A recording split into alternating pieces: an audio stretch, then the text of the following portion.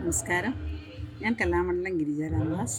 എൻ്റെ ചാനലായ നന്ദനം ആർട്ടിസ്റ്റിക് അരീനയിലേക്ക് എല്ലാവർക്കും സ്വാഗതം. ഞാൻ ഇന്നിവിടെ പറയുന്നത് കർക്കിടക മാസത്തിൽ കുടിക്കുന്ന ഔഷധക്കഞ്ഞിയെക്കുറിച്ചുള്ളതാണ്. അതായത് നമ്മുടെ പൂർവികരെല്ലാം കർക്കിടക മാസമാകുമ്പോൾ ഒരു ഔഷധക്കഞ്ഞി വെച്ച് കുടിക്കുന്നൊരു പതിവുണ്ടത്രേ.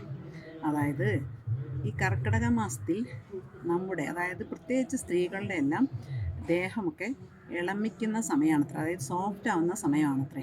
ഈ സമയത്ത് ഈ ഔഷധക്കഞ്ഞി ഉണ്ടാക്കി കുടിച്ചാൽ ദേഹത്തത് പിടിക്കുമെന്നും നമുക്കുണ്ടായിരിക്കുന്ന എന്തെങ്കിലും അസുഖങ്ങളുണ്ടെങ്കിൽ അത് മാറുമെന്നാണ് പറയുന്നത്.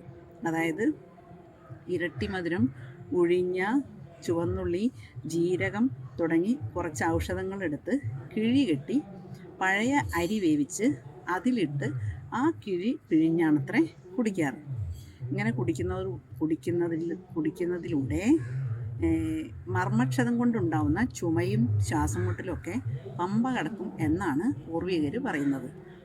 ഇതിപ്പോൾ പൂർവികർ മാത്രമല്ല, ശീതീകരിച്ച ഹോട്ടലുകളിൽ പോലും കർക്കിടക മാസത്തിൽ ഇതിപ്പോൾ ഒരു ഔഷധക്കഞ്ഞിയായിട്ട് വിളമ്പാറുണ്ട് എന്നാണ് പറയപ്പെടുന്നത്.